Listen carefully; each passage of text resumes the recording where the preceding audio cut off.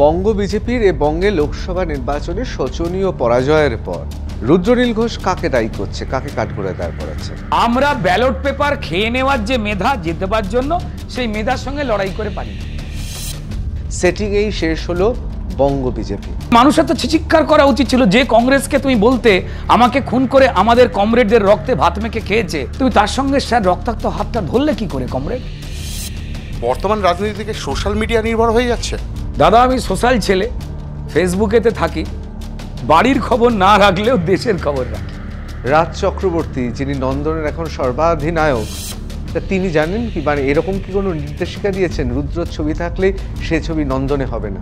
আমরা একটা থালায় ভাত খেতাম, কারণ থালা কেনার টাকা ছিল না। আমরা আঙুলে দাগ কেটে দিতাম, রাজ ওদিকে বসতো, আমি এদিকে বসতাম।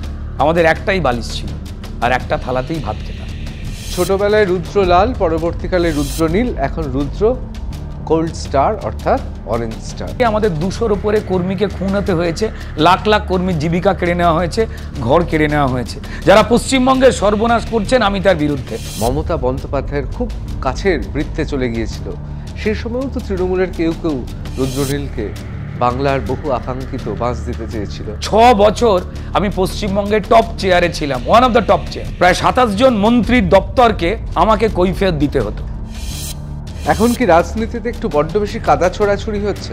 মিনাক্ষীর ইনসাফ সভাতে ইয়ে আজাদি ঝুটা হ্যায় বলে স্লোগান দেওয়া লোকজন, পয়েন্ট টু বি নোটেড, আমার রাজ্যে ইনসাফ শব্দটা 30% মানুষ জানে, উর্দু শব্দ।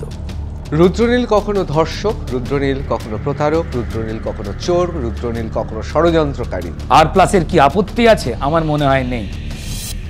সবুজ বাঁশ এবং গেরুয়া বাঁশ, বেশি আঁচলাযুক্ত বাঁশ কোনটা?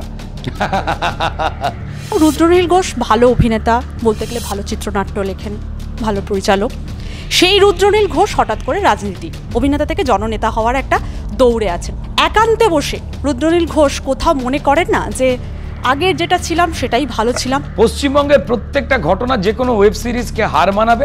মানে ওয়েব সিরিজে এত ক্রাইম দেখতে পাওয়া যায়নি যা যা আমরা দেখি এখন। কিন্তু মানুষ সরকার বদলাতে পারে, মানুষের কাছে সেই অধিকার রয়েছে। নেতারা কতটা দল বদলাতে পারে? আমায় যে 500 বা 1000 টাকাটা দিচ্ছে, আমি ভোটটা তাকেই দিয়ে দিই, তিনি অন্যায় করেননি। তাই আমার জীবন যেমন ছিল তেমন আছে। আগেও আমি ব্যাচেলার ছিলাম, এখনো আছে। দেখুন দ্য নিউজ রুম প্লাস 22শে জুন শনিবার রাত 9টায়।